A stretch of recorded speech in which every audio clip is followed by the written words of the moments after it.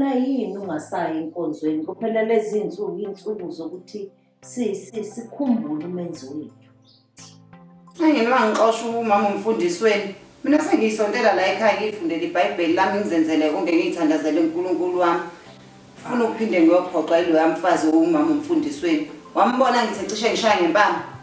Kahle wakwenze njani? Yini enibangala? Awu. Engani phela uyazi nje nawe ukuthi ucabanga ukuthi fanele yonke into yenzele nje ngendlela yakhe esontweni. Mina kwathiwa ngifunda iBhayibheli. Wathi umfundisi ngivula unkatho, ngifunda ivesi. Ngavula unkatho, ngafunda ivesi. Hayi ke kwaba ukuthi ke sengumuntu omubi. Njengoba ubona nje namanje angeni mina enkonzweni. Nixabanela nje ukufunda iBhayibheli. Ngophela wonke umuntu unelungelo lokuthi afunde iBhayibheli. Umuntu amasumkombile, wawungakhonjwanga umfundisi kahle. Usukukhonjwe umnini Mandlawa. Mina ngavula kwathiwa ngivula unkatho, ngavula, ngafunda ivesi, kwathi sengifuna indoda yakhe. Ngifundela lona leBhayibheli. Kahle.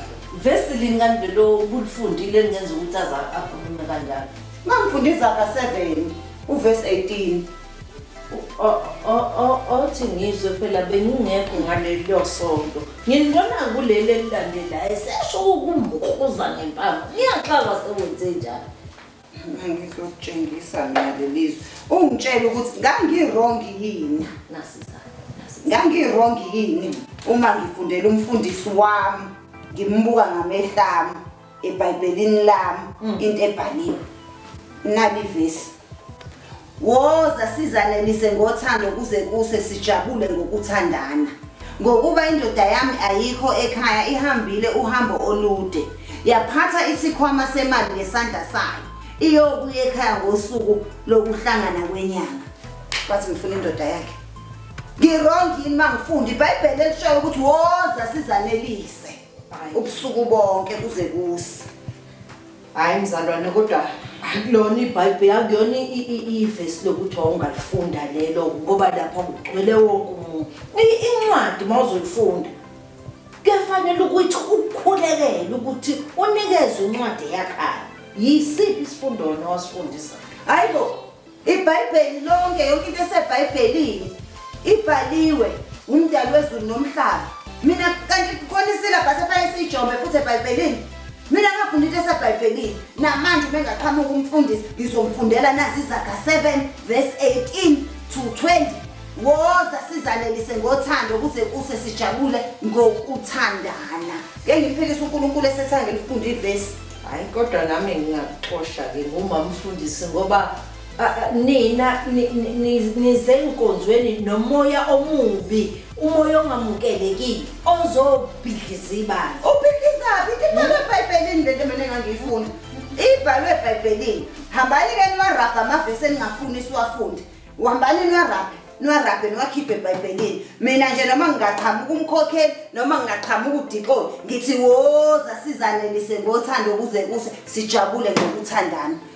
Sebengamele bangixoshele mina ngizothandaza la ekhaya ngizoyihlalela ngiyifundele iBhayibheli lami. Kodwa ke uzomtshela ukuthi liphi ivesi elifundwayo liphi ivesi elingafundwa.